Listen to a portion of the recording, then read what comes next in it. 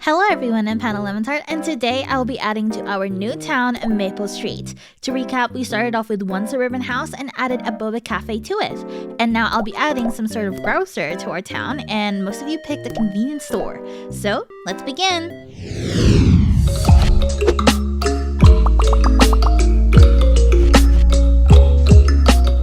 First, I had to make space for our new store, so I deleted the fence once again. I also thought that it would be fitting to have a walkway between our bubble tea store and our convenience store, perfect for cyclists and joggers. Going into this, I was extremely unprepared. I didn't know what shape our convenience store should be, so I just put down walls and hoped for the best. I was sure that I wanted it to be a 2-story though, and perhaps include a little apartment above.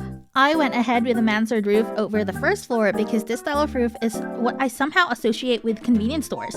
I don't know if that's just me. We spent around $200K to $300K with our other town buildings, so I thought it would be fair to invest a $2,000 automatic door for our store. This convenience store should reflect a cute and fresh vibe, so I ended up using greens, blues, and linen for the exterior.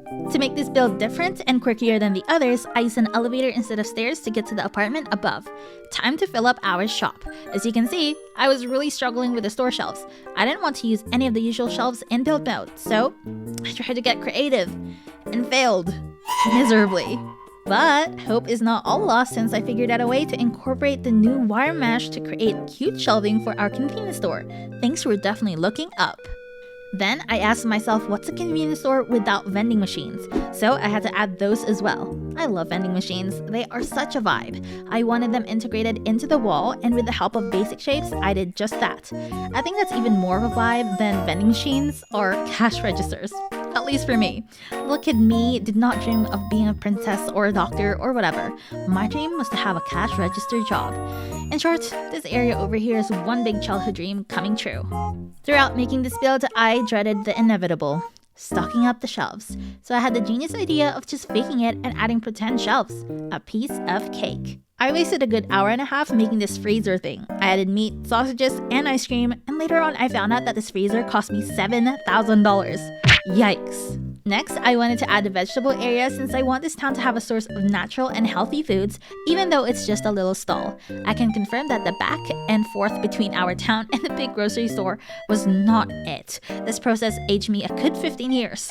However, it is all worth it since our vegetable stall turned out so nice. Finally, I now have to stock up the shelves. I was right for dreading this process because it took hours.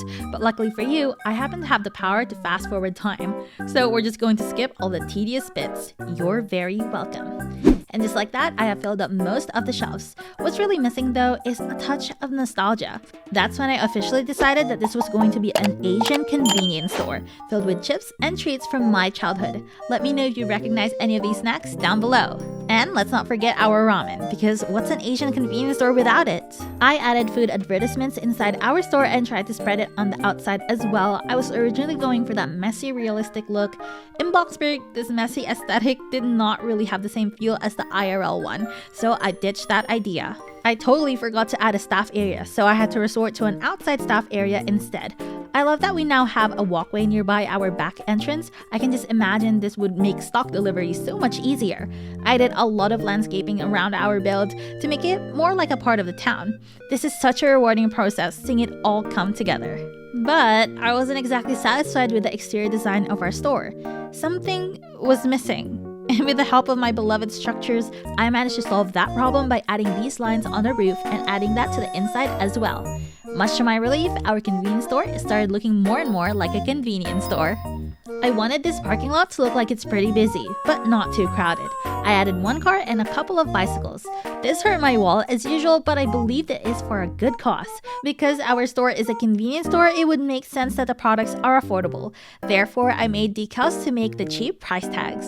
Our convenience store needed a small billboard to promote its location to our townspeople, so I made this little sign thing with paintings and pillars. Focusing behind the cash register counter, I created a paper bag dispenser holder, mabob thing, to make it easier for our employees when packing the goods. I also included drawers and necessary stationery. I made sure to add extra shelving for our special grape juices. One thing I knew starting this build was the inclusion of grocery store baskets and trolleys. So I made those out of basic shapes and stacked the baskets to save space and put it near the entrance so the customers can just grab one and go. And I did the same for the trolleys. Just to add character to our build, I put a mop and a dirt pile disguised as a puddle, just so I can say the phrase, clean up on aisle 6. And after that, I detailed our outdoor staff area and imagined teen employees being bored out of their minds during shift breaks, and would graffiti the walls. I added a fire escape ladder on the side to access the apartment's balcony on the second floor, and put a transparent basic shape on the goods to create an illusion that they are still in their plastic packaging. I fixed up the layout of the apartment and decided on a studio layout instead. The space was just too small. At this point, I was really struggling to finish this build, and I really didn't want to decorate a whole studio. Then I told myself, maybe I didn't have to. So I made it an empty apartment, waiting for its new tenants. But here's the trick. Maybe it's not totally empty. Someone could be living there. A squatter. I also wanted to emphasize their living conditions by flooding their sink and putting cracks on the walls. Then I thought there should be evidence that a squatter has sneaked in here. Hence the footprints caused by muddy shoes. I added moving boxes outside of the apartment entrance, as well as a broken lamp and an old painting to really sell that the old tenant has moved out. I plastered an apartment for rent sign around our convenience store too. Now we have truly finished. Welcome to the opening of A-Mart Convenience Store, your one-stop shop for daily essentials and Asian goods. I can finally show you around. Going to the trolleys and the bicycles I wasted my money on, they are looking so fetch. They look so nice. I also have plants for sale outside. As you can see, we have a lot of goodies outside, as well as a vending machine, fruits, etc. So that way they can just grab some here and like go inside. I don't know, that's just what I've seen in real life, so I just copied it. And inside, you can see the cash register area. I was really trying to make it seem like it was a working place. So I added, a bunch of grocery everywhere. Yeah, it's gonna be so fun role-playing in this, guys. So watch out for our grand opening. This is our like meat area. It's like right next to the ice cream. And of course, my favorite part, the Asian snacks. I also added a trolley over there for a touch of realism, pretending that someone's been shopping around that area. Over here is our fruits and vegetable stall. There's not much there, but it's there at least. And everything else I got from Build Mode, the new grocery the new grocery items that Bloxburg came up with, and of course the new shampoos and whatever. And going outside, there's a line of trolleys, and it's kind of messy in here, but I like the vibe. I guess this is really showing how small scale everything is, because we don't even have a proper staff room. And going out here, there's a sprinkler and then a puddle, and that's where I just created these like footsteps. And here is how you sneak in, like the squatter person. This is how they sneak in. They just jump up to the second floor, and yeah, that's how it is. They must be like having the time of their lives, just like sleeping here. And then downstairs there's like a grocery area, free food and housing. And we have this little bathroom over here.